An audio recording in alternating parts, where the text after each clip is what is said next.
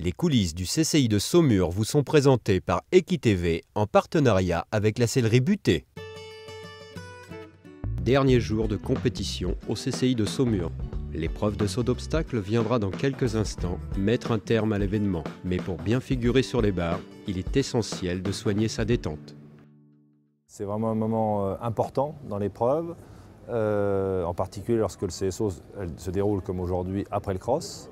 Parce que c'est vrai que sur l'épreuve de cross, les chevaux vont galoper vite, un peu plat, donc les chevaux sont un peu ouverts, à la fois ouverts dans le galop, et puis il y a un peu de fatigue, hein, donc il y a les deux. Donc en fait, la détente, il va y avoir à la fois un échauffement musculaire évidemment, pour essayer de supprimer les courbatures, s'il y en avait, donc bien prendre le temps de les échauffer.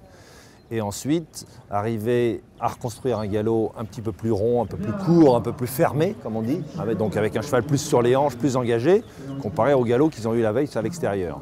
Alors ça va être toute la partie vraiment échauffement. Et ensuite, à l'obstacle, il va falloir essayer de retrouver un peu de ce qu'on appelle de verticalité. C'est-à-dire que les chevaux sur le cross ont aussi tendance à sauter un petit peu à plat, à force, tout au long du parcours de cross.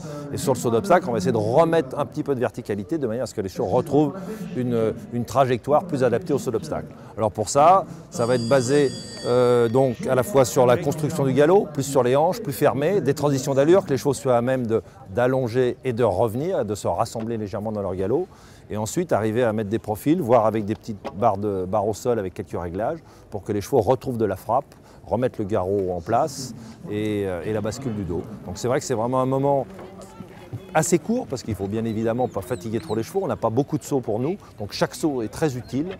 Il ne faut pas louper un saut, il n'y a pas de saut pour rien, de manière à ce que les chevaux, quand ils rentrent en piste, aient retrouvé justement un galop plus fermé et des sauts, je dirais, plus verticaux. Jérémy, faut que tu remettes un... Là, ton cheval il est plat dans son galop. Remets-le plus sur les hanches et prends le temps. On recommence. La détente le lendemain d'un cross, elle est assez importante. Parce que bon, déjà on va la faire selon comment les chevaux ont récupéré, donc plus ou moins longue.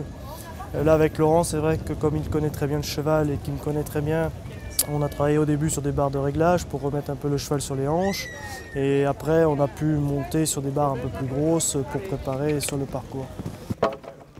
Le lendemain du cross, je le promène, éventuellement le monter un petit peu, et puis après la détente, bon, selon comment est le cheval, s'il est en forme ou pas, on fait une détente plus ou moins longue. Voilà. Évidemment, moi c'est quelque chose que je préconise toujours pour les cavaliers. Ce qui est important, c'est de faire du saut d'obstacle en dehors, en amont, c'est-à-dire en dehors des épreuves de complet, de manière à ce que le cavalier puisse avoir vraiment des repères précis. Quand je parle de repères, c'est des repères en termes de rythme de galop, en termes d'équilibre, en termes de savoir ce que le cheval est prêt à accepter ou non. Et lorsqu'on a bien fixé ses repères sur des parcours sur lesquels on n'a pas de pression du résultat, ça permet éventuellement de retrouver ça et de le reproduire lorsqu'on est un peu plus sous pression parce qu'on est bien au provisoire. Et c'est vraiment un des enjeux du cavalier, c'est d'arriver justement à être suffisamment serein pour pouvoir refaire, même sous pression, avec un cheval un peu fatigué, ce qu'il a éventuellement mis en place ou à l'entraînement ou lors de parcours d'entraînement.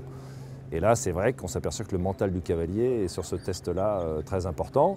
Donc j'ai évoqué ce qu'on pouvait faire en amont, et puis juste avant le parcours, c'est aussi le rôle peut-être du coach d'arriver à trouver les bons mots pour rassurer son cavalier et arriver à le garder serein sur l'entrée de piste. Allez, go! Du galop de loin, bien droit. Bien main droite un coup. Une détente réussie, c'est une détente qui permet de faire un sans faute derrière, hein. Ça c'est très clair, parce qu'à un moment donné, on peut raconter tout ce qu'on veut, ce que je suis en train de vous faire là, mais c'est quand même lorsqu'on voit le résultat final avec un sans faute et un cheval qui a bien sauté, qu'on sait que si on a bien travaillé ou pas sur la détente.